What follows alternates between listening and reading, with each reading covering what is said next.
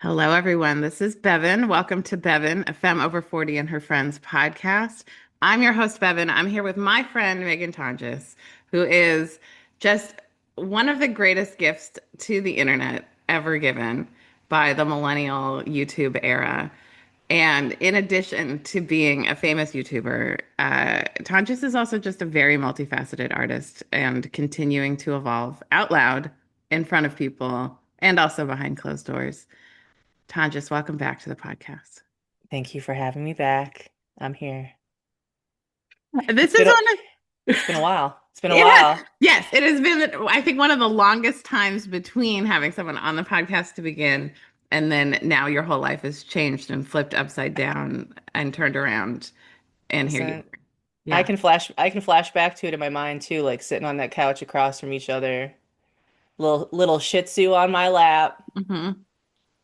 just talking about life and Yeah. whatever I knew and thought I knew. And Biscuit Reynolds live and in the flesh overseeing everything. I know we had our little soulmate babies with us. We did. Uh, okay. Not I to love that not we've to already. start not to start off morbid, but a Scorpio's here. So Yeah. let's talk about death. Yeah, absolutely. It is as the Scorpio moon, it is the low key theme of my podcast. Is everyone is going to die or betray you. Sometimes both. Um, and, but True. I do like to start business in the front because I am a Yeah. Capricorn. Tonjes, will you tell us what your current offerings are to people in the world? That's a great question. Currently, the thing that I'm offering to people, I'm kind of in my crafty corner gal era. So when I came back to the Midwest a few years ago, I started teaching myself how to sew and started doing an Etsy store called Oopsie Bagsy. And recently, it feels like every winter I kind of go through a little creative renaissance, like let's start a new side quest business. And so I got really into the idea of making journals and learning how to Coptic stitch journals. So now I have an Etsy shop called Memento Mini, and that's been my new focus the past few months. I've been Coptic stitch making journals, picking out fun fabrics, which lends itself to my oopsie bagsy days, and just making stuff on a little sewing machine and at a little desk that bring me a lot of joy and sharing it online, the whole process of making them and putting them out in the world. And you have a paper guillotine. And I have a paper guillotine, and it's the best investment I think I've ever made. And it makes me happy at like 3 a.m. when I'm measuring papers. And I'm like, I got to go cut this stack of 200 papers, and I can do it in about 5 seconds. It's incredible. Those are the public offerings, and then kind of behind the scenes. But, she's always available for extra side gigs. I've kind of put my YouTube, my 20 years of YouTube experience. It happens so fast. The years I keep know. coming. Being a creator, being an editor, being a consultant, being just a person that ideates with other creative people. So I'm here doing some like social media editing, graphic design work for a few different people. One of them being Tending the Garden, which is a nonprofit that deals with sexual assault survivors. And Jamanika, who's the co-founder of that, doing stuff for her. And then recently kind of doing some behind the scenes work for a company called Cintima, which does intimacy coordination for like on sets and training people for that. So I kind of have continued behind the scenes, just friends of mine, people that I know, helping them put stuff out in the world and tell the stories of what they're doing. Oh, I love that. You really are quite a good editor. Thank you. Yeah. Thank you. I'll take it. I like to, listen, I'm not a person that needs a lot of oversight. Let's just, just trust me a little bit and I'm gonna give you something good that connects with people. But I need to be in my own little corner doing it. Yeah, not a cubicle bish. No, we're not, there's no cubicles here. It's usually me in my bed on mobile editing and it's 3 a.m. and you're gonna wake up to something that is gonna make you laugh or cry. So, Yeah, yeah. all the emotions. Uh, I think it's important for my astrology girlies out there to know that Megan Tonjes is triple water, Scorpio sun, Pisces moon, Cancer rising. I know. How Yeah. often do you meet just someone that got all of one element? Not that often. I have had a triple earth, on the Hmm. podcast before. Now I am seeking my hat trick with either a triple arrow or You'll a you'll triple never you'll fire. never get a triple air to commit to a Google Calendar invite. Yeah, Maybe if they're an Aquarius sun. maybe. Maybe if they really want to. Because Yeah, it's really and hard to get an Aquarius to do anything they do not want dude, in a triple fire, you're literally gonna have to like pull up alongside of them with a microphone while they're in the middle of doing all the things that they're doing. to. Catch a Sagittarius at a party, Good but luck finding only it. Yeah, only for Sagittarius at a 15 party. minutes. Yeah, Yeah. exactly. Yeah. Yeah. That podcast will be something you record on your phone in a voice memo while you're Yes. alongside them. Okay, now if they're a Leo sun Hmm. and a Sag moon and they like you, Oh, um, it's very particular. yeah. A call out to anyone that has those particular markers. And then they have to be an Aries rising. So it's got to be more spontaneous. And but like the Leo, listen, Leo wants to be seen in her. That's true. That Yeah. is true. Yeah. Or A Leo lot of moon feeling loudly. They do love to talk about their feelings. yeah, a Yeah. lot of Leos in the entertainment industry, I feel like, so Yeah. It's you'll find possible. one. I feel like the triple fire is far more likely than the triple air. I agree with that. Yeah. Yeah. Yeah. The triple air is in hiding right now.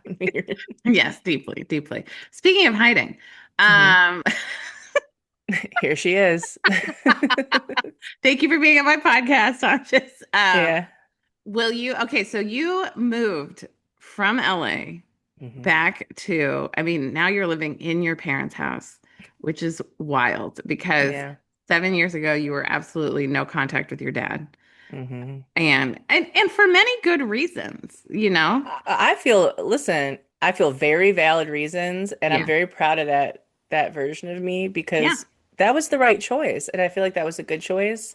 And honestly, we could have continued in that choice, and everything would have been fine. Hmm.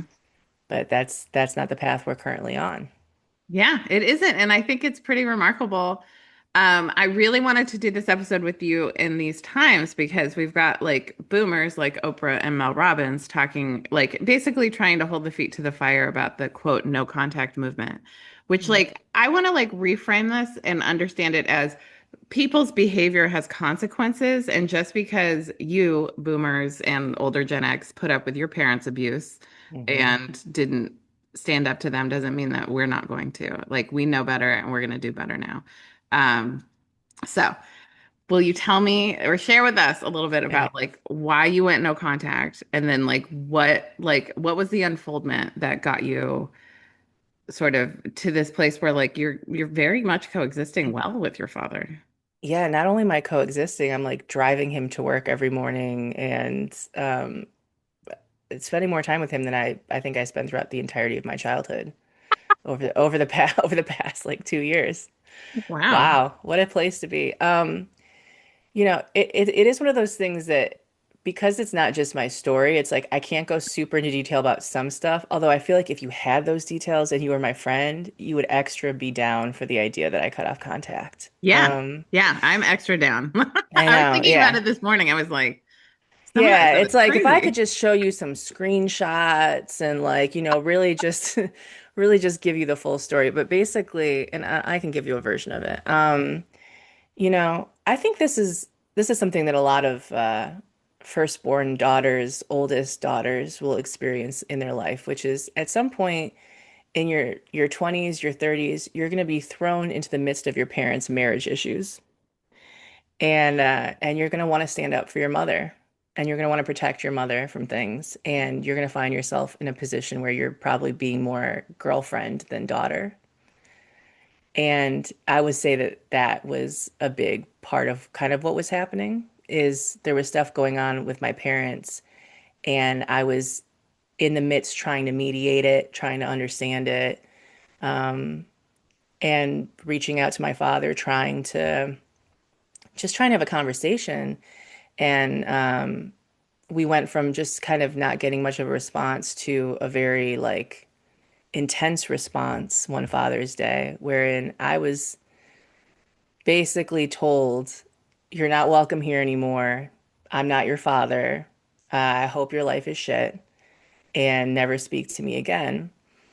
The problem is that I think the setup of my family was that that would happen, and then the next day everyone would act as if nothing happened, and we would just treat that as a blip in the system. But I was living 3,000 miles away, and I had been holding on to all of the other stuff leading up to this. And so when I was told that, I woke up the next day and was like, well, let me make a top 10 video of top 10 reasons to get disowned, and let me end this right now. Because you said this, so you're going to stand by this. And actually, I agree. I agree that we shouldn't have a relationship. Um, and so we didn't, which kind of kicked off about 8 years of absolute silence between me and my dad. And then the complication of what it's like to not have a relationship, to be half disowned by your family, wherein you're still having a relationship with like sibling, parent who are still in relationship with this person, but they agree and understand and support why you did what you did, but they're not out of their relationships with them. And so what that created for me was a situation where it felt like I was having relationships with my own family secretly, and I felt like I was living in a spy novel. Like, if Meghan comes back, she can't stay here. We have to hide her. Don't post pictures. No one can know she's here because they'll report back. And what will that cause? Um, and so I think it created a lot of distance for me with my family because on one hand, it's like I started to feel like, oh, I stood up for everybody and I put myself in the way of this bully, and nothing has really changed over there except I'm kind of on the outs. And I'm not having really a relationship with you guys, so I feel like this like dirty secret. Um, and also by being in proximity to me, your survival is at stake in a way. Um, so maybe it's better for me to just not really be connected to you guys, which is a journey. Um, but in the summer of 2021, I decided to come back to Michigan briefly, and I was just going to stay here for a few weeks. I ended up having some back issues, so I ended up staying longer than that. And during that time, my brother had his first kid. Um, and I found myself staying on longer than intended and becoming like that becoming a pretty big part of my weekly experience of going over there and being around my sister-in-law and being with the baby um and again was existing like in the same state, still no conversation, no contact within like a 3 mile radius of this person that I have no relationship with. Did you go to your brother's wedding? I didn't. Oh, wow. Yeah, Do you regret it I now? didn't. Um, I don't regret it. It makes me a little sad. It makes me sad because I mean the truth is that I didn't really have the relationship with my brother and sister-in-law that I have now. Of course, yeah. Um, my sister my sister-in-law has kind of said through story that when she was dating my brother, she thought I was dead because there were like pictures of me, but no one talked about me. And if my name came up, it got like very uncomfortable. So she thought something had happened to me. And so, so that just to give you guys like the setup of what was going on. Okay. Your sister-in-law Uh, is a blessing. Everything I've ever heard about her, I just love her more and more. I love her so much. She's so funny. But yeah, so what was the question? Oh, I didn't go to his wedding. Well, Yeah, that was a combination of things. That was, yes, my situation with my dad was a part of that. Of we hadn't been in the same room in 8 years. We hadn't had a conversation, and so I think there was just a general fear of like how that's going to go. Now, after everything, and I think in general, if I could have just removed myself emotionally a little bit from it, I yeah, think we would have just sort of ignored each other. I really don't. It wasn't going to be like a huge confrontation or fight. yeah. I But mean, it's hard to maybe if I know. had a few drinks, maybe actually it would have been. So it probably would have been a dangerous situation. But no, I think at the time my decision was mainly that we were in a pandemic and I was in Los Angeles, and to get back here, I had a roommate. There were just a lot of things to consider of like if I go to this big party where everyone's there and I get sick and then I bring that back. And so I just kind of made a decision of like, I just don't think this is the right time for me to be there. And, you know.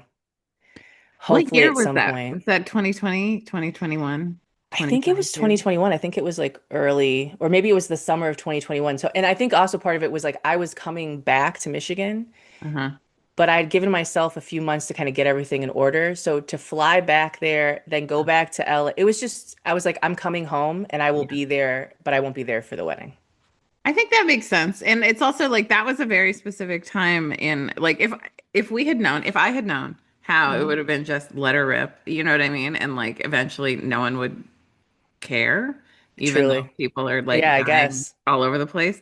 Like I don't know. Yeah. I don't know how I would have changed my behavior, but I do think because I have never actually gotten COVID that I know of, I think it also helps to have not gotten it early on. So knock on wood. I mean, it was so scary. And I think especially even being in Los Angeles during it was so scary that Mhm. it just felt very irresponsible for me. It felt, again, no judgment for whatever everyone was going to do necessarily, but like it just felt, I didn't feel comfortable. I didn't feel safe. And I also was looking at the person I was living with, and there's just a lot of things to consider. Yeah, a lot of Yeah. things to consider. And it's not just you. And it also makes sense too if you're moving anyway. But I also Yeah. think it's important to point out in the story when you moved back to Michigan, you didn't move back to your parents' house. You moved to a secret apartment not that far Okay. away. Yeah, I did. Like at your aunt's house or something? Yeah, I won't Yeah. go too much into the details of it Okay. because not Yeah. all of it is, but Yeah. But it was yeah, funny and interesting. You were just like secretly there. Your dad didn't I really was. know. I was staying with family, and again, I wasn't intending to stay for very long. I really, when I got back to Michigan after having this like month-long drive across the country, I really was like, I'm gonna be here for a few weeks. I'm gonna put some stuff down basically out of my car, and then I'm gonna go back on the road. Like I might go back up north, out west, come back again. Like I really actually was loving the experience of just traveling around by myself and visiting friends and taking time. And then I've had back issues for a long time, and that really reared up in a way that kept me grounded. And yeah, I think was the beginning of me putting roots down here a little bit for a while. Yeah. And then also giving you enough time to be there to fall in love with Roman. My baby, Little, my little child Virgo. that I didn't physically have, but I feel like spiritually he's my son. And now there's another one. Now I have my niece too. So there's multiple toddlers hanging out here. Yeah, again, I look back at that now and it all feels very divine. It feels very like I didn't understand why this was happening in the way that it was. And now I can look back and say, oh, thank God that I made the decision to come back to Michigan, that something stopped me from leaving too soon, that I was able to be here for my brother and sister-in-law and these babies in the way that I've been. And then because of that, I've had the experience with my relationship with my family, which is, Yeah. you know, the first year of Roman's life, again, still no contact. I'm like at my brother and sister's law's house with the kids, and we're somehow avoiding the holiday situation.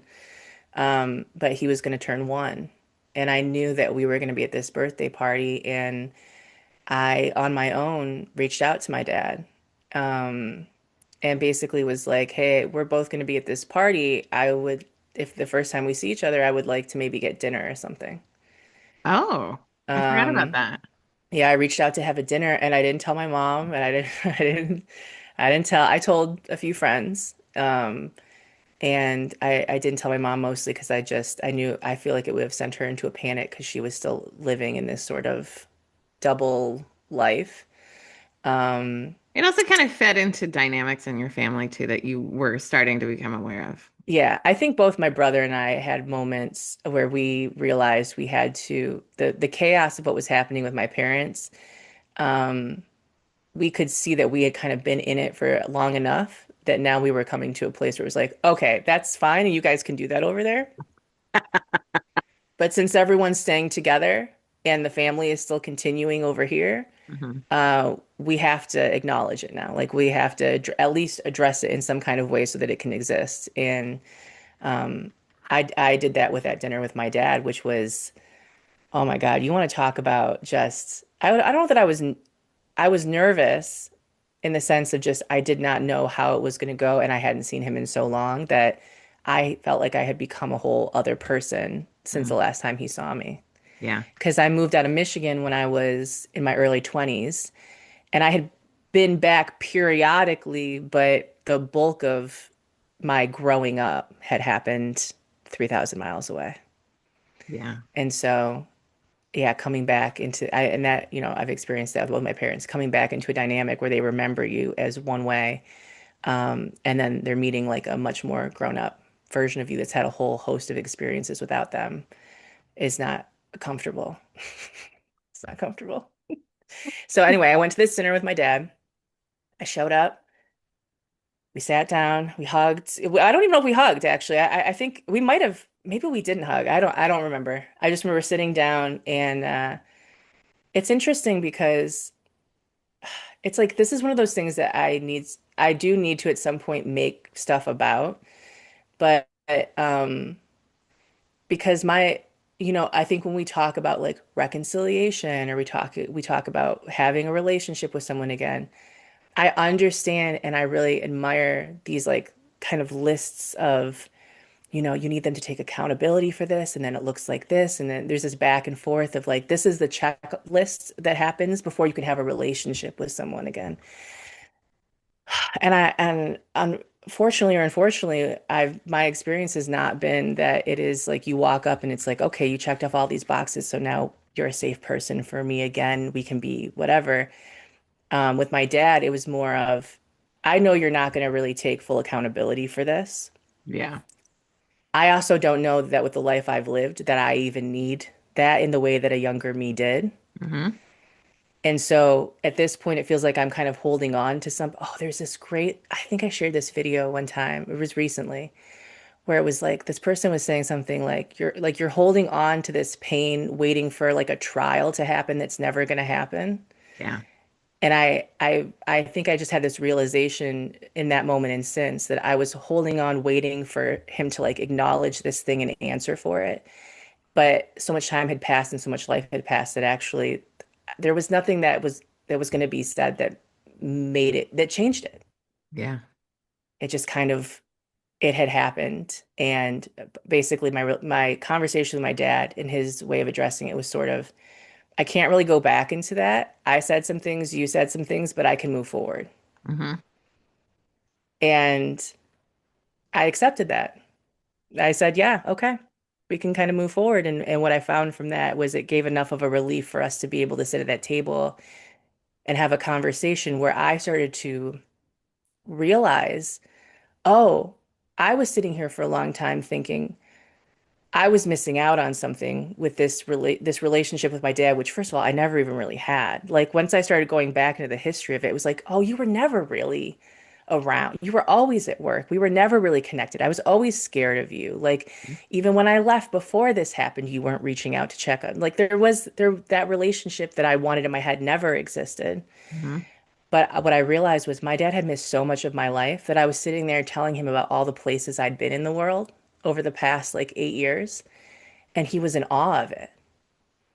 Like he just didn't know. He had no idea that I'd been all these places and done all these things, and so I was filling him in, and it made me really sad for him. Hmm. He's like, "This, I'm your oldest kid. I'm your only daughter, and there's been so many times that you didn't even get to experience this thing with me in a way that as someone who I look at your life and I realize you want to travel and you want to do all these things, you really missed out." And that was the beginning, I think, of just starting to have a lot of empathy for my dad Yeah. and realizing you start looking at your parents and you start, and just relationships in general, and you start, I think we talk a lot about, oh, you have to realize your parents are people and that they were kids once too. And I think there's so many layers to that you can understand that intellectually, but until you kind of look at them and you really see like, oh, I can see this kid in front of me.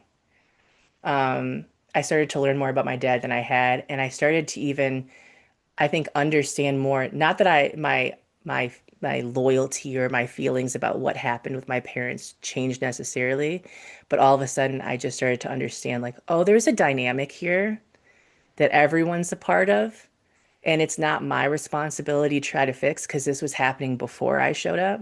Hmm. And there is. I'm trying to stand in the way of something that the people here, that's what they know. And it's going to continue in the way that it's going to continue. Now, how much that spills on me at this point is up to me. And that's where like the boundaries of what I'm gonna, how you're gonna talk to me, or like what I'm gonna stand here for while you're doing this, that has shifted. But it was rough in that beginning phase where it was like, okay, now we're cordial enough to be around each other for the kid stuff. But I find that you still are snapping or you're still saying things that are very, I'm a different person now. Like I'm not, you're both triggering the childhood stuff Yeah. and I feel like locked in what's happening, but also I'm having to talk to you differently Mm. and in a way that I don't think I would have been able to if I hadn't been away from you and not had a relationship with you for long enough to get to that place. Yeah, it was And almost like you hit a reset button.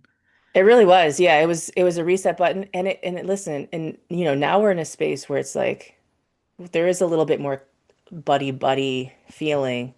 But I'll tell you what, there always is an emergency exit button once you've experienced that. Like there is always a little bit of like, now I know that I've lived a life without you. I will do it again if I have to. Like, Yeah. and there's something that is I guess at moments has made me feel a little safer in kind of sinking back into having an interaction or a relationship with him because it's like, okay, I almost have to treat this as if you died, and this is my chance to have a little bit more time with you past that because it really was like a death of our relationship and a death of the version that I knew. And so now I can go in a little bit lighter with it because I'm not waiting for you to be anything. I'm not asking for anything from you. At this point, I'm just trying to get to know you enough to kind of know myself more because you are who I came from and I can see all the ways that you made all these imprints on me. And so now, in order for me to do the work that I need to do when you're here and when you're gone, I want to ask more questions. So that's kind of what I'm using it as now. Yeah, I think it's wise too, because yeah, because there is everyone will die. So We know, like, we know. so it's either like, it's the death of the relationship, the death of where like I like to think Hmm. of boundaries as like the container where it's just not original to me, where I can love myself and love you at the same time. And sometimes Hmm. people just won't stop crossing boundaries in a way where I have to just love them from afar. And it's good to know. It's interesting because like I went no contact with my mom and dad in my 20s and Hmm. we didn't have language for that. And I wasn't even conscious of like I'm not talking to them. It was just like I don't feel safe with them and so I'm not Yeah. choosing to do any interactions. And like my Wow. mom like she would just yell at me all the time and anytime she would just like yell at me or go off, I would spend months not talking to her because it was just like I just I didn't want to, wasn't gonna. And Yeah. yeah, and eventually, like the way we kind of came back together was like I learned that I developed a stronger tolerance for for her Yes. stuff Yes. and a better sense of self where like I didn't let it affect me as much. And when I moved back, when I didn't move back, but I moved to where she lived. I never thought I'd live in the same neighborhood as my mother. That felt No, I don't think totally any of us impossible. thought we would be back around our Yeah. parents. Like, No. And and I'll yet, tell you what, honestly, I kind of loved being a little bit of an orphan. Like there was like the emotional, yeah. listen, let me not undercut like how painful it was at points. And I definitely had moments of all of a sudden visions of like, I'd be at friends' weddings and there'd be that part of me that's like, I'm never gonna have a first dance with my dad, and he's never gonna walk me down the aisle. And then I would have to go back later and be like, you never envisioned that stuff, anyways. Like, what are you even mourning right now? Like, again, it's like you just all these things these little things you think you're supposed to check off in a certain way, you have to like let them go and mourn them and realize it's not gonna look the same. And that was hard for me in my late 20s, early 30s. But then there is an element of freedom that is kind of like I don't have to worry about trying to find being able to afford getting on a plane to come home for the holidays from LA to the Midwest. I kind of just like get to go to Mel's diner on the day of and like hang out in LA in the sun. Like there was benefits, I think, to not maybe having that connection to my family where I felt a little bit more free to make decisions and to make stuff out in the world that if I had been super wrapped up in their stuff, I don't know that I would have been able to make or to just rely on my own sense of self for. So there, again, I would have continued on, but those babies came into the world, and I realized that uh, I just wanted to make things. It started off as I just wanted to make things easier for this party, Mm. and then it's kind of grown into, I think, recognizing how their relationship, not that like one day when they're older, all of us, we go through the phase of you start unpeeling the layers of your family's drama that was happening before you were here. And like you go through your whole, oh my God, like are the people that I thought I knew even who I knew? And we all go through that, and I'm sure that they will too. But I think right now they're getting to experience just having like their grandparents and their Mimi and seeing them all be able to interact and be around each other and provide and give space to them to play. And that feels really beautiful to watch.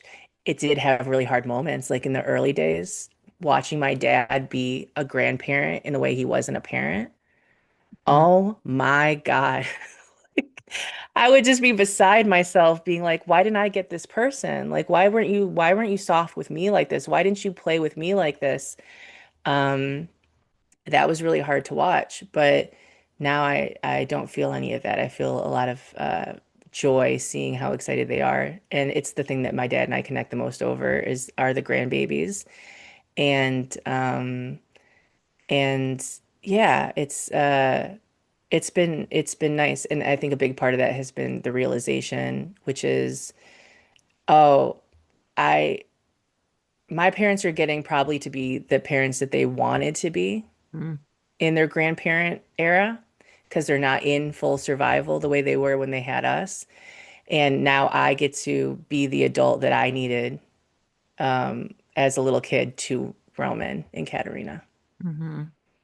And I really enjoy that when I look around and I realize like, oh, if I had had an adult like me around that asked me was curious about these things and showed up wanting to make art with me and spoke to me the way that I speak to them and love on them, um, I think some things would have been a lot easier and better for me. And so that's kind of the outcome of what's happening now. That's really beautiful and very generous to those babies to They're just, so cute. yeah. I love them so much. And I'm so happy that I don't have to be their full-time caregiver. I mean, I what's do. that? Dude, I love that ant life, man. It's nice. It's good. If they like when you're younger, I wish like growing up, obviously we have this like back and forth about like being mothers or not being mothers and like the tension between that. I really do wish that I had had more examples of the options that you have or the ways that you could be a part of. You could have that connection in some of those experiences without like the full commitment of being a parent, because I do think a younger version of me would have more directly and consciously said, you know what, yeah, I actually think I want that, which is to be an aunt. Yeah, and every kid deserves like six parents, and like most of us are out here with like one maybe, and like, I think it honestly, being around these kids, I feel like it takes 3 adults per child yeah, just so that the adults are getting to eat and shower yeah, it's and not. everyone is like involved. Yeah, I think it takes it really, I know we talk about it takes a village, but it's like we really don't give enough appreciation and respect to the idea that I think about this all the time. If I were a parent, if I had kids, first of all, I probably would still be in California because I would have met someone out there and I wouldn't have come back in the way that I did. But I wouldn't have the time and flexibility to be the adult that I am for my niece and nephew. I would have been so focused on my own kids that I wouldn't have had any of this to give to them. And so I think that, yeah, it's nice to have adults around who are artists and have other focuses and have some of that extra presence to give so that both their parents can get a little bit of a break, but also those kids can experience what it's like to be loved by other regulated adults. Yes. Yeah. What do you do like when your dad triggers you or your mom, any of your Oh, well, I'd say family it's more, members? yeah. You know what? Honestly, I was gonna say it switched a little bit these days. I mean, they install the buttons, and so like when you come Oh, back to it, it's like, oh, I forgot about this button. they install the buttons, but they'll let you know that they didn't, and they don't know where the directions are, but you probably hmm lost them. Yeah. hmm hmm Um, When my mom gets confused and then gets mad at me because she got confused about something, that is, I just have to breathe and release.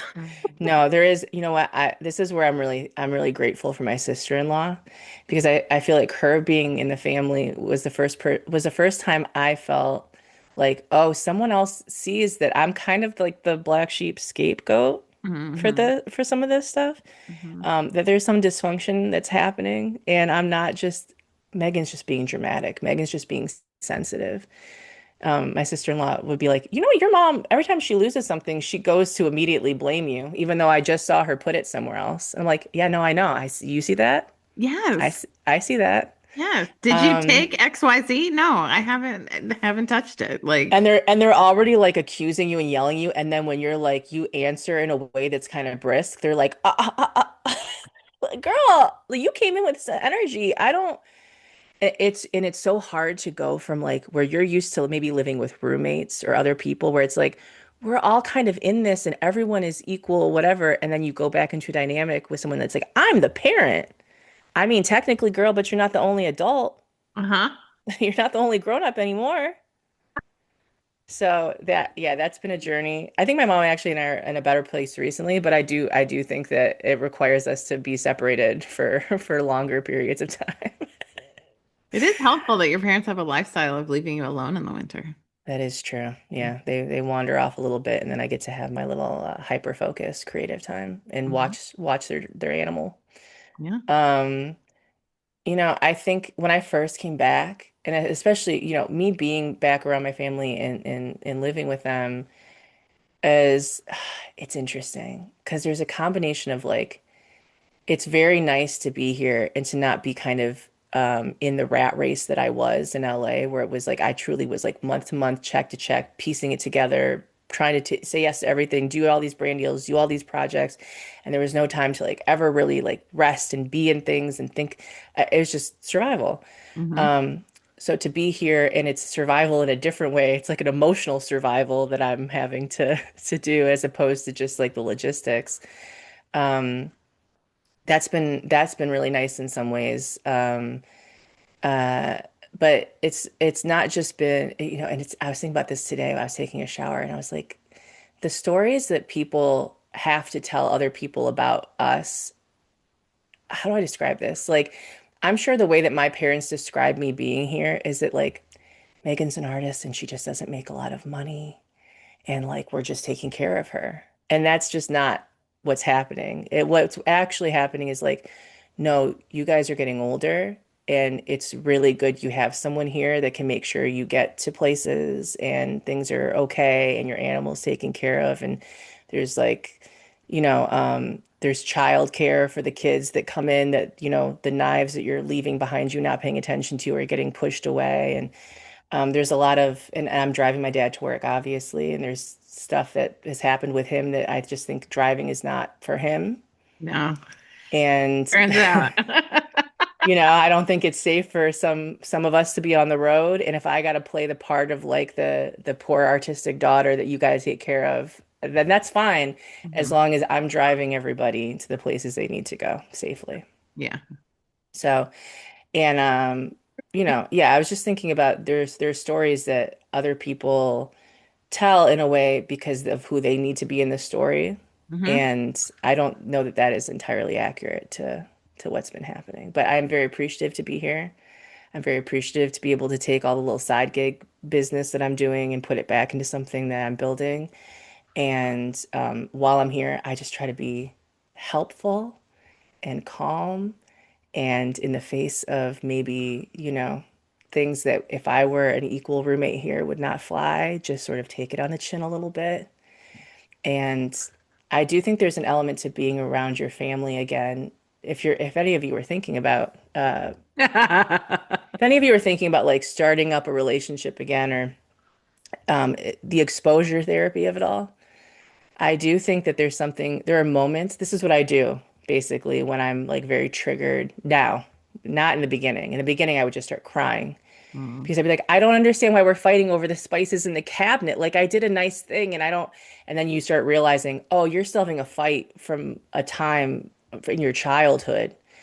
Like you see me as your mother right now. You see me as your Mm. brother right now. You're triggered in some other direction, and I'm sitting here being like, "But mom, I I bought new spices and these ones didn't expire in 2008. Like, Yeah. why are you ripping me apart right now?" Like, just a universal experience for anyone whose parents have a refrigerator or a spice rack. I'm really grateful I have my own fridge and my own spice. Lord God, it's I've learned that we just gotta, you know what? We gotta put our own stuff in our own space and then just let people live in the systems that they're in because that's what they believe works best for them. Yes.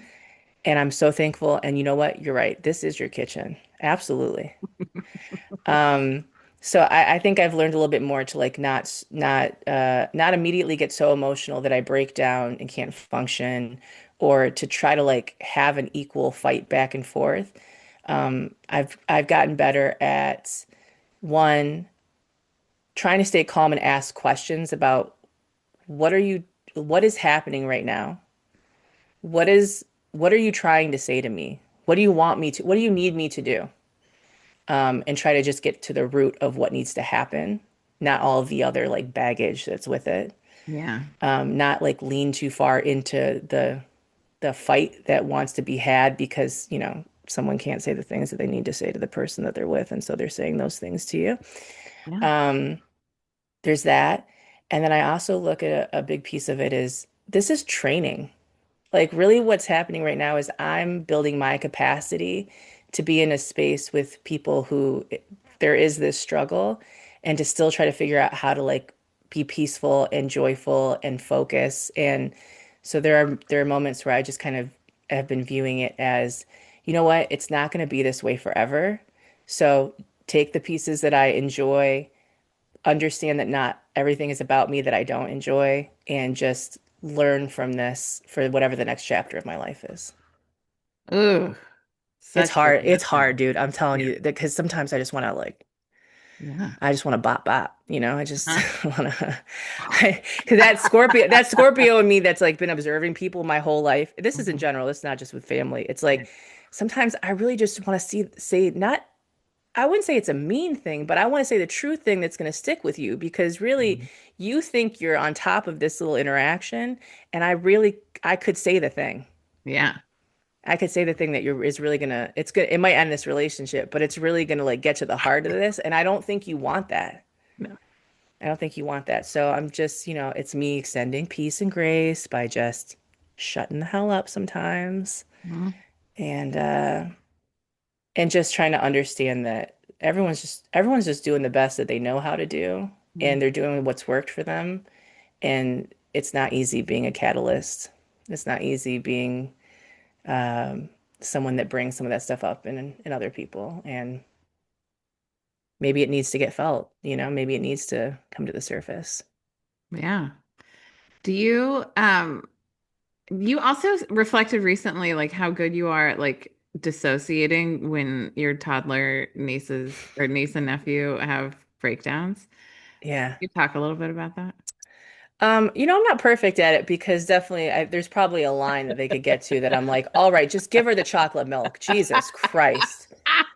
Fucking hell. But I do think, yeah, there is an element of like, um, sometimes they really go into these modes where, and again, I feel, I try to get not in the middle of it, but I try to distract them. I'm really good at trying to ask them questions or things that pull them out of it, especially since like Roman wants to do math problems and it's like he's having a panic attack over something. I'm like, what's 2 + 4? And then sometimes he's a Virgo. He wants to be right. So he's like, 6. And I'm like, yeah, that's good.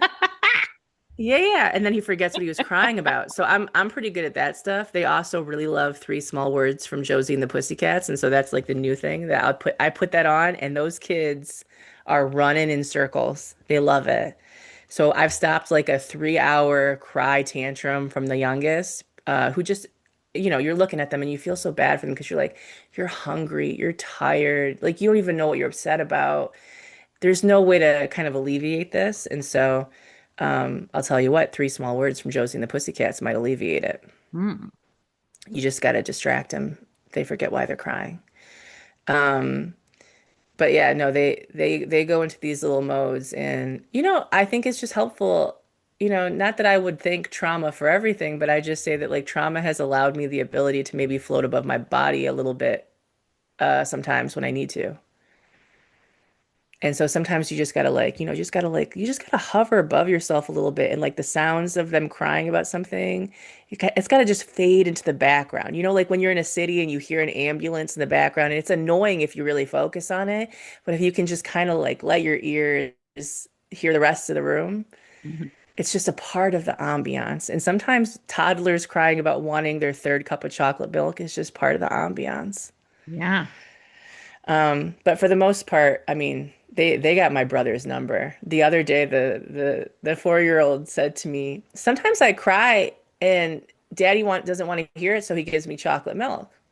And I said, "Well, do you do that sometimes so that Daddy gives you chocolate milk?" And he said, "Yeah." And I noticed he immediately will go sometimes. He starts crying almost as he wants the thing, but he's so funny because it's like you're looking at their eyes and there's no emotion for it really, but they're making this sound. Mm. And so sometimes my nephew, he'll be doing stuff like that, and I'll kind of be like, "You're not really, what's going on?" And he knows that he's kind of caught, Hmm. and he'll snap out of it. He thinks that's funny that an adult would be able to. I tell him, Mimi knows when you're lying. Mimi sees it in your eyes. Mimi's a Scorpio. I did. I was filming him. I sent this video to a friend recently. It was so funny. It was like from a year and a half ago. And the both of them, they're playing with little flowers or whatever, and he takes a dandelion and he kind of like rips off the one part of it and he throws it over the fence. And I'm filming them, like I'm in the backyard, and he turns to me and he's like, "Sissy threw this over the fence." And I go, "No, she didn't. I see you." And he immediately broke. He was like, he started smiling at me. I was like, "You're deviant, dude." I said, "Mimi knows when you're lying. She sees it in your eyes. I want him to believe that I have some magical power so that he knows. Mimi knows. But I also see that you." he knows that he's safe with you. Yeah, you're not, Yeah. listen, I'm not gonna, I would rather us, I would rather just have a conversation or have a back and forth so you know that like you're safe. You're not gonna just get screamed at for doing something, but like I'm gonna try to explain it to you in the best way I can as a toddler. Like we don't need to do that. Sissy's just playing. We can play other games. Yeah. Yeah. That's been interesting too, is the newest thing that well, there's a few things, is now they're getting a little bit older, they're trying to explain things and they're recognizing that Mimi's fat. And so they're trying to like explain what that is and why. And there have been moments where I think, yeah, my sister-in-law wants to like, no, you can't say that. Like, no, don't do that. And we've had a few conversations where I'm like, no, I don't want them to feel shame around what they're trying to describe or explain, because I'm a safe person to do this with, especially after being harassed by the internet for 20 years. Like Right. there's nothing they're going to say that's really going to hurt me, because I know they love me. I know that they're just trying to figure out, they see that Mimi is bigger than the people around them and they're trying to express it. Um and they get me good, man. They say some things where I just start laughing. I'm like, "Damn." The little one's drawing a picture. She's like, "This is all of us." And I said, "Which, well, okay, go through." And then the biggest like ghost figure in the corner is Mimi. And she's like, "This is Mimi." I'm like, "Oh, the big one in the corner." "Yes, because you're heavy." You got me. Why you gotta be in the corner though? You got me. I mean, I was the coolest looking one. I just was also the biggest looking one, you know. But they're funny. I just don't want them to feel too much shame, because I want to be able to like when they try to explain or describe, I always remind them, and Mimi's pretty, and Hmm. Mimi's smart, and you love Mimi. And I just want them to connect that, like, yes, that's a description of something. It Hmm. doesn't change anything. because I know they're about to like be in school where it's like we're gonna figure out the things that are different about people, and that's how we're gonna, hurt them or bully. Like that's how I'm gonna be better than they're gonna go through all that stuff that we go through. And I just want to connect to them that like, yes, and you love Mimi a lot, and Mhm. that's a part of Mimi too. Yes. And Mimi's Yeah. very funny. Mimi's very funny, Uh-huh. and Mimi knows when you're lying. Uh-huh. And Mimi is actually in direct talks with your little elf on the shelf, Timmy, and she knows if you're getting Christmas presents or not. So you remember that when my big ass is is in the corner of this painting, that Mimi can call Santa right now. She's got a direct line to the Tooth Fairy too. There's a mythical creature bringing you gifts. Mimi knows them. Exactly. Mimi knows them all. She's on the group chat. And so Uh-huh. you just remember that. You better say some nice things about Mimi. But yeah, that's been an interesting time where it's like, oh man, I like to make fun of I go to my brother, I'm like, what kind of fat phobic ass household are you running? And he's like, he's just like horrified. It's like, no, it's not like that. I'm like, Oh, yeah, yeah, yeah, yeah. yeah. Yeah, yeah, yeah. Hmm. If someone asked you, like, I'm thinking about going no contact with a family member, do you have specific advice you would give? Do it. No. Jump him. Jump. Yeah. If he wanted to, he would. Yeah, actually. Truly. Um, if you're thinking about going no contact with a family member, this is one of those things. It is so specific to how much you have capacity or how much you've handled already. Hmm. I think you have to understand that it doesn't matter how much you explain it, no one's going to have the same reaction to it or fully understand it the way that you do. There are going to be people around you that think, oh, it's not that big of a deal. Like, why can't you just, that's normal. And that's them speaking from like their own probably experience that they shouldn't be in, but they've accepted as how people should be talked to because they're the children. Um, and then there are going to be other people who also push you to even go more extreme with it. And I think that the best thing you can do is, hmm, I think if I could go back, I would have probably tried to have some more conversations leading up to it just to let my parent know, hey, this is what you're doing and this is the effect of it. And at some point, I'm going to move forward in this way. Um, I think just for my own sort of peace of mind of feeling like, you know what, I really did kind of use my language to explain and set up what was going to happen. And they really had a lot of opportunities so that I wouldn't be sitting there for the next few years thinking, oh, did I do enough? And maybe I should have done this. Like, I think if you can kind of step back a little bit and just make sure that you are taking the steps that you need so that you on the other side feels a little bit more like, I really did try. I really did try to meet them where they were at, and they knew that, and it's documented. Um, but I would say, embrace the fact that sometimes your family is just not going to be your family, and sometimes your friends are really going to have to fill in those spaces and bolster you. So your support system and the people you surround yourself is like really, really important during this time. Mhm. How soft they can be with you, how much space they can kind of leave open on the days that are harder, like holidays. It's really nice to have friends that are like, why don't you come over for Christmas? Why don't you come over for Thanksgiving? Why don't you, oh, it's Father's Day. Let's go get brunch. Like, kind of like take those days that might be harder for you and just kind of remember you and bring you in.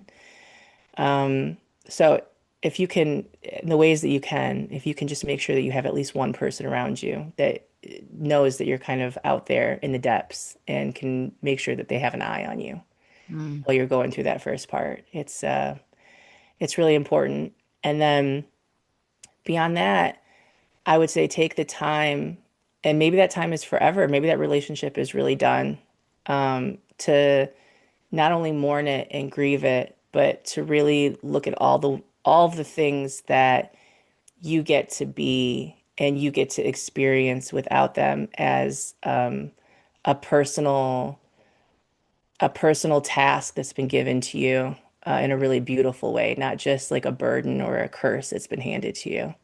That you're kind of free to go off and never treat anyone in the way that you've been treated. You get to kind of rewrite how it is for the other people that you love Hmm. because of what you've experienced. And so what they've handed to you, even though it feels like this big burden, is actually kind of a gift because you've seen a side of things and you know how heavy it is that I think it has the possibility to change you into a person that really is softer for other people and in turn can be softer for yourself. And then the last thing I would say is don't leave the door entirely closed to what a future version of you will want. Mm. So maybe, again, I would have told you I won't even go to this man's funeral, probably like a year, 6 months before any of this started. Um, and I felt at the time fine with that. Like, I guess I'll just be picking my brother and mom up outside the funeral because I'm not going in because you don't want me speaking about this man. Um, and now it's like, no, I would be there, and I actually would. I feel like I will be sad when things happen, and my brother and I will have to figure out our way of kind of honoring that. Yes, maybe this isn't the relationship we always wanted, or they're not this perfect person that we wish we would have known, but um, we've we're making peace with the things that we were given, and we have this really incredible opportunity to maybe alleviate some of that for these kids because of what we've learned and how quickly things can change. Um, just don't leave the door entirely closed because I think the world can surprise you. Um, Not just in, oh, that relationship might start back up. You might be in a different place. You might be have better capacity or better understanding, or they might change too. I do think people can change. I think people can go through the things they need to go through. Um, but you might come in at some point differently, and or by the time that they're gone and that relationship feels like it's over, I do think you might find a version of a relationship with them after that is more in line with what you can understand and hold. Hmm. So I don't think our relationships with our parents are ever always going to look the same or follow the same trajectory, and that's okay. I think that the lighter of a grasp we can hold on what we think it needs to be or stay, the more space we have to kind of grow into a full understanding of it later on. And that could change again, truly. In 6 months, I could be back up here saying, oh, never mind. Yeah. I was kidding. But no, I think the older I get, the more and more I feel like it not going the way you want, it not going the way that you feel like it should, it not going the way that other people tell you it should be. Um, there's so much in there that actually is really important and beautiful. It just won't feel important and beautiful until it's the right time for you to understand it. Mm. And sometimes the important, beautiful thing is not having a relationship with that person for this chapter of your life. Yeah. And that's really important because the person you become in that time away from them is exactly the person that's going to be able to be alongside them and be safe. Mm. Yeah. So I needed to not have a relationship with him so that I could live alongside him without twisting in some kind of pain or needing him to be something else he wasn't. I needed to go off and have that time without these connections so that when I could come back, I could understand them and look at them differently and hold them a little lighter. And I think this chapter has been a lot of me looking around and thinking it's never going to be like this again. And there's something really beautiful and painful about that. So to just kind of soak it in and take it for what it is and know that I have the rest of my life to figure out where to put those things. Yeah. Oh, very But beautifully said. but also I'll haunt him if I have to. Yeah. Yeah. Um, But also if something happened and I needed to, I'd come back and I'd haunt everybody. yeah, So absolutely. Yeah. don't piss me Uh, off.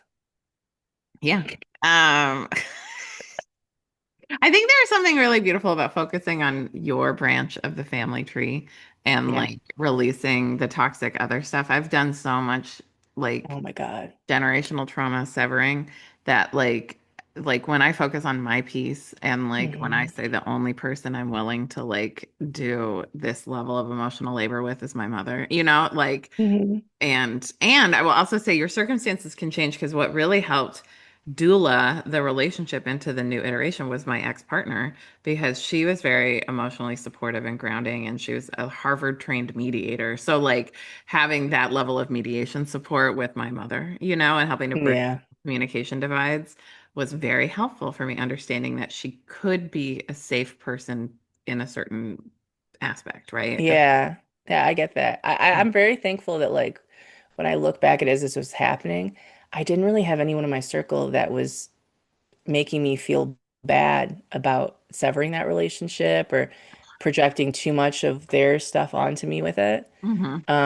It gave me the opportunity to just feel the things I was feeling and talk about it and feel safe. And it's been interesting. I mean, I think there are quite a few people from that chapter of my life that maybe we haven't been as in touch lately that are, when they have heard, like, oh, you're talking to your father again, are shocked Yeah.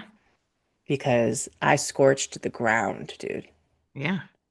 But listen, what a tale for the ages. You just never know. What a plot twist. Yeah. And You it's never good. know. I think it's also helpful for people who've been in your internet orbit for a long time to watch a Scorpio soften. I Um, know. I got a lot softer. yeah, which is Listen, good. big I, changes, yeah, having to let go of the identities of who you were for a long time. yeah. A little isolation, a little sprinkle of isolation. Mhm. Um, a little not being online processing things as they're happening on the internet for the world to comment on. Um, some kids being in the mix, yours or other people's. Mhm. Um, and I think just probably dealing with grief and loss in a lot of ways over here that have made me realize it's really snapped me into a place of, oh yeah, we really don't know how much time we have. And so it's nice to live out the full chapter of what you're feeling and to really get it all, but to take it as an experience of like, I'm glad I really leaned into that. I got the full dose of it.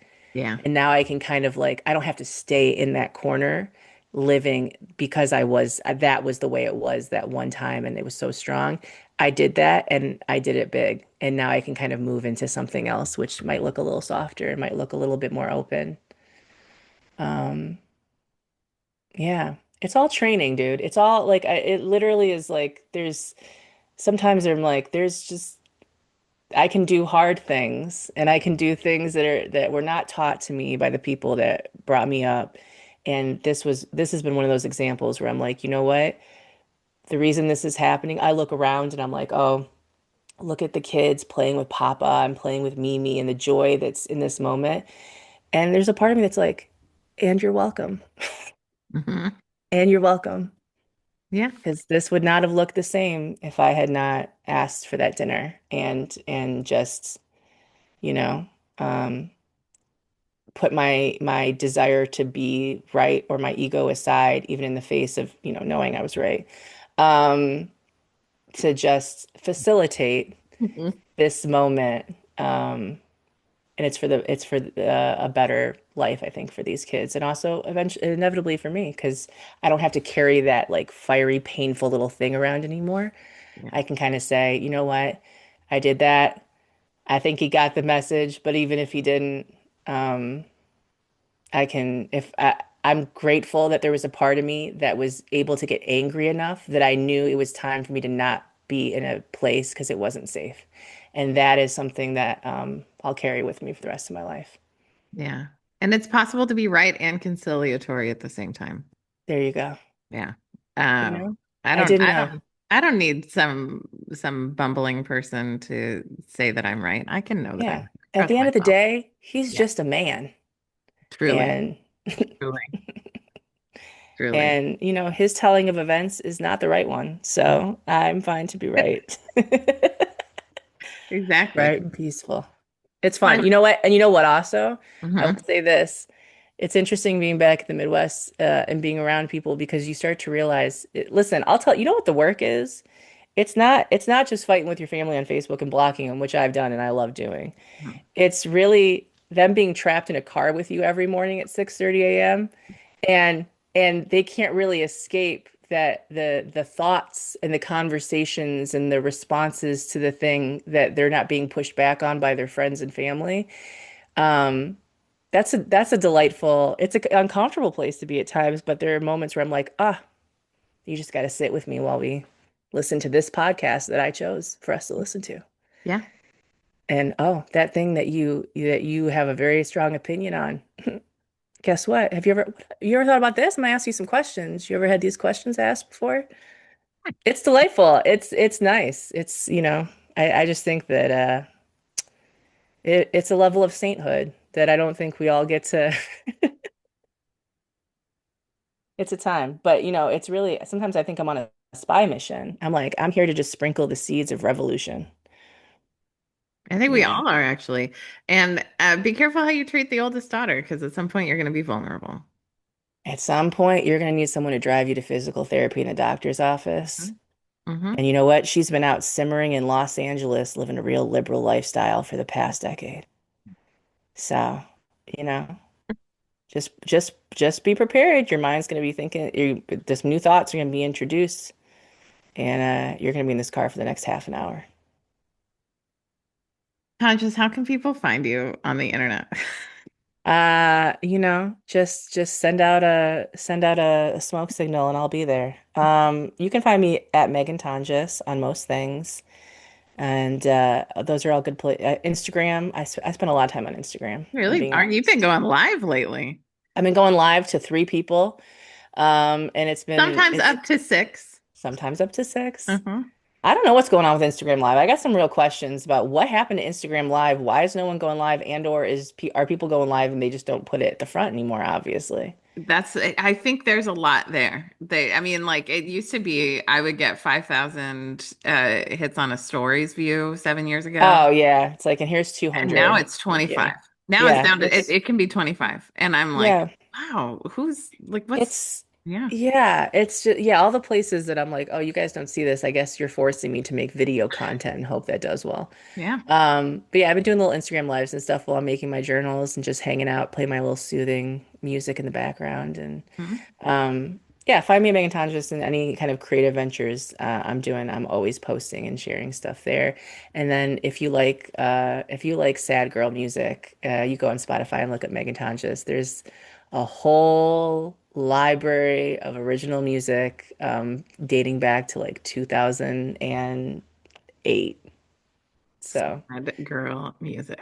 She's a singer-songwriter, she's a musician, she's an artist. And Mhm. don't be shocked one day when I pop up with another album and then maybe a name change because that's been in my sphere Oh, lately is I just think, it might be time. Most people, they're in a band or a group or they have a name and then they get to a point where they're like, I just want to be me. I hmm. just want to be me. I just want to use my real name. I'm having the opposite experience. I want to be less me. I was very me. You guys got 19-year-old me singing about all the heartbreaks that were happening, and I love her, and that's delightful. I want to be not just her anymore. Wow. It's like your Cat Stevens era. Yeah, here I Yeah. am. Here Yeah. I am. Yeah. And then if that doesn't work out, we can go back to being me. But sometimes you got to paddle out, you got to venture out and be like, "Ooh, what if I did a project under a different name?" Yeah. A different feeling and I got to explore different things without people being like, "Oh, that's the Megan Tonjes I went to high school with." No, it's not. No, it's No, it's not. I am just the vessel unto which the songs were delivered. I'm not just her. yeah. Oh, it's giving Queen Herbie, which I enjoy. Yeah, and look and Yeah. look and look how that worked out. Yeah. See? And it's interesting too, because I feel like even watching her evolution just for the last few years, like it's been pretty incredible. And she said probably like 4 or 5 months ago, she's like, now I really feel like Queen Herbie. It's like I was like trying to figure out what this was, what this was, what this was. And Hmm. now it's like, poof, here it is. So I'm excited Yeah. to see and hear what the new name. I And like that. Yeah. yeah, I like that idea of just like having it's not necessarily to hide within, but it's just like to have a space to play a little bit more. Because if I could go back in time, Mhm. honestly, the biggest piece of advice I would give myself is don't use your real name on the internet.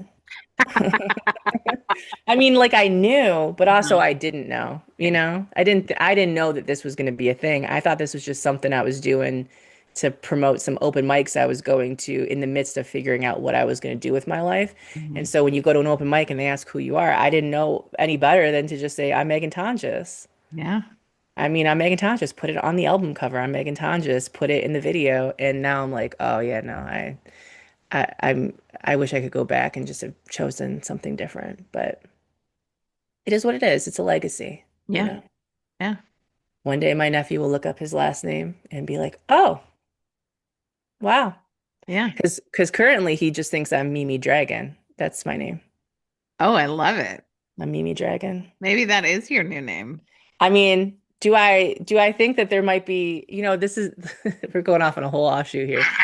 Do I think that like Megan Tonjes is the songwriter? Then there's like a project with a name that you know, well, might be its own little thing. And then do I think that Mimi Dragon would be the producer of said project? Do I think that I will be on the bill 3 times? Absolutely. Yeah. I think that actually. Yeah. This is written by Megan Tonjes, produced by Mimi Dragon, Uh-huh. performed by. Yeah. Yeah. Wow. Okay. I love it. And they're all M names. So we're just keeping in the M triangle. Yeah. Absolutely. Yeah. Triple water M triangle. I love it. I'll let y'all Um, know when it happens. I can't wait. I adore you. Thank you for sharing this on my You're podcast. I welcome. know this is going to help tons of people. Um, Yeah. and at least like counterbalance a little bit, like Oprah and Mel Robbins' perspective on no contact. Listen, go forth, end that relationship, and make sure that the text message you send is so beautifully written that Mm. when it's being read in therapist offices, the therapist has to concede that that was really well written and you sound very emotionally mature. Hmm. And it's clear that it was their behavior that led to this. Yes. Yes. Yeah, yeah, yeah. Yeah. Yeah. And I let them be there's, taken aback by how yeah. wrong their client is. Yeah, Yes. yeah. Yeah, absolutely. Clarity and behavior. I love you so much. Thanks I for being love here. you. Of course. Thank you.